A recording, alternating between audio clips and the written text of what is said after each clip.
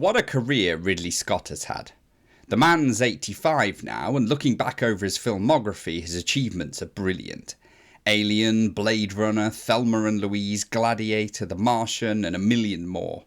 All great movies, many that have seeded into our culture. Yeah, there have been some duds. I'm talking about you, G.I. Jane and Exodus Gods and Kings, but overall it's a body of work to be proud of. I'm pleased to say that while his latest film, Napoleon, an epic historical drama charting the life of the diminutive leader, isn't up there with his absolute best, it's not trading blows with G.I. Jane either. Apple put up the budget for this one. Watch out, Netflix and Disney, they are coming. And though it may contain some historical inaccuracies that have inflamed more pedantic viewers, if you can look past those, you'll find a thoughtful, grown-up, nuanced film with just a few faults that hold it back. The story begins with Napoleon, played by Joaquin Phoenix, as a young man in France after the end of the violent reign of terror, helping restore stability in a fractured country. After meeting his future wife, an incredibly key character to this story, Josephine, played by Vanessa Kirby, Napoleon takes the band on the road for a fight in Egypt, before returning to France, overthrowing its rulers and becoming first consul. Soon after, with a bit of shrewd political manoeuvring, he's promoted again and crowned Emperor of the French in a move that earns him a pretty swish palace and a crown for the top of his head. Not one to rest on his laurels, he sets off again to Austria this time, battling in vicious conditions in Austerlitz and simultaneously against his headstrong wife at home. Eventually, after a difficult campaign in Russia, Napoleon returns to France to find himself deposed and exiled to a small, albeit pretty plush, island in Italy. But can Napoleon find a way to return to power in his beloved home? And if so, does he still have the military acumen to win the fight for France? Apparently, back in the day, Stanley Kubrick tried to make a film about Napoleon, but was stopped by the moneymen. Ridley Scott read the script before working on his own, but by all accounts wasn't too impressed. Much as I love Kubrick, this is probably a good thing, as what we have with this modern Napoleon is a film uniquely attuned to its director. Ridley Scott has a bit of a penchant for the 50s, 60s epic film. He's made a few himself, and even his non-epics have a bit of that feel about them. And it's nice to watch one again here, especially one that looks as good as this.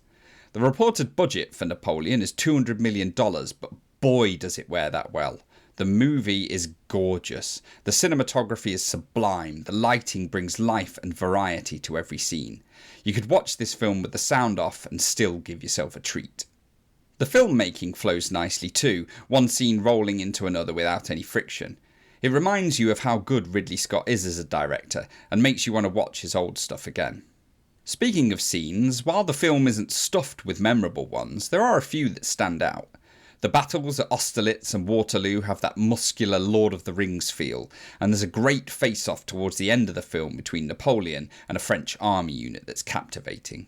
But in this is one of the problems that drags Napoleon back. The very best epic films, Lawrence of Arabia, Spartacus, Ridley Scott's own Gladiator, all keep their story world small. They tell of just a few events, going into detail with the characters, their motivations.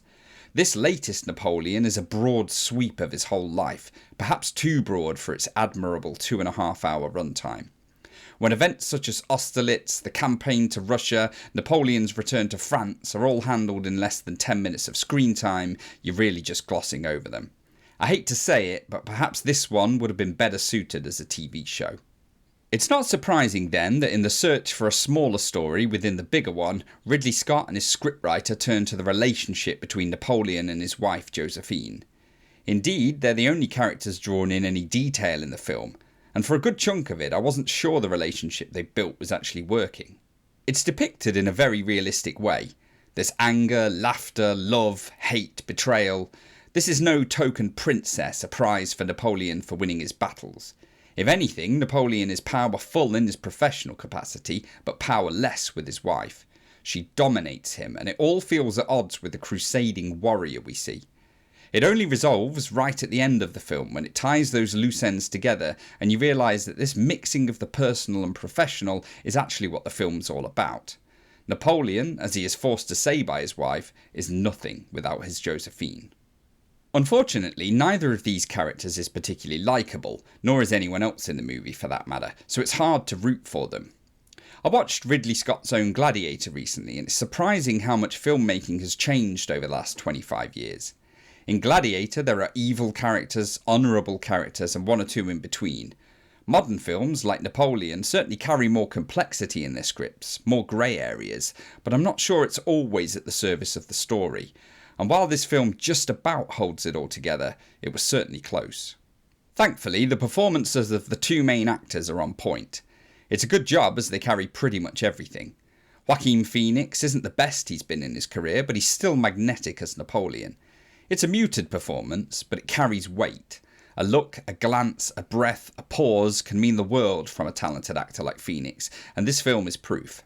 As for Josephine, apparently Ridley Scott wanted Jodie Comer of Killing Eve for the role, and while that would have been fantastic, Vanessa Kirby holds her own wonderfully well. She doesn't have a huge amount to say, but the slump of a shoulder, a sly look, a turned back do all the talking for her. The two actors make you believe in the relationship by the end. I suspect Napoleon is going to be a bit of a divisive film. Like Ridley Scott's own Robin Hood, for which you can find some staunch defenders, I think I might be one of them, as well as some people who give it a big fat meh. It's a film that builds slowly, and if you're looking for pyrotechnics, you're not going to find them here outside of a couple of battle scenes. But if you want a grown-up story about a fascinating man who achieved more in his life than many of us could ever dream of, it's definitely worth a watch. Speaking of interesting men, 85 I said Ridley Scott was at the start of this video. I can't even imagine making a film as big in scope as this in my 80s. I hope I have half his energy, and I hope Scott has many more films to come. Anyway, nothing more to say. This is Movie Maverick, signing out.